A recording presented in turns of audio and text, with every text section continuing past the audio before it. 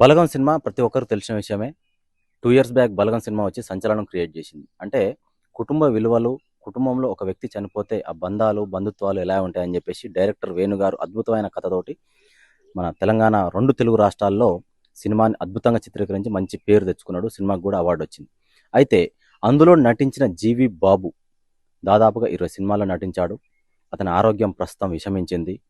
తనకు 40 ఏళ్ల వయసు ఉన్నప్పుడే షుగర్ వ్యాధి రావడం, ఆ షుగర్ వ్యాధి రావడం వల్ల తను ఆ ట్రీట్మెంట్ ఏదైతే తీసుకుంటున్నాడో ఆ షుగర్ వ్యాధికి సంబంధించిన మెడిసిన్ దానివల్ల కంటిన్యూగా 4-5 సంవత్సరాల నుంచి మెడిసిన్ వాడడం వల్ల ప్రస్తుతం తనకు కిడ్నీల మీద ఎఫెక్ట్ పడ్డది. వరంగల్‌లోని సంరక్ష హాస్పిటల్‌లో తను ఒక ప్రైవేట్ హాస్పిటల్‌లో ట్రీట్మెంట్ తీసుకుంటున్నాడు.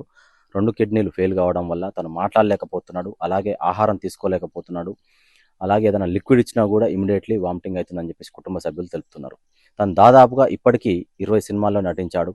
'బలగం', 'రజాకార్', 'దొరసాని', 'ఇష్టసఖి', 'భైరవకోన' ఇలా చెప్పుకుంటూ పోతే 20 సినిమాల్లో తను నటించిండు. 'బలగం' సినిమాతోటే చాలామంది చిన్న చిన్న ఆర్టిస్టులకు మంచి గుర్తింపు వచ్చింది. ఆ సినిమాతోటే వేరే వేరే సినిమాల్లో కూడా వాళ్ళకి అవకాశాలు వచ్చినాయి. ఏదేమైనప్పటికీ ఒక మంచి వ్యక్తి ఆరోగ్యం చెడిపోవడం అనేది బాధాకరం. అయితే కుటుంబ సభ్యులు తెలిపిన వివరాల ప్రకారము తను ఇప్పుడు వరంగల్‌లో ఒక ప్రైవేట్ హాస్పిటల్‌లో ట్రీట్మెంట్ తీసుకుంటున్నాడు.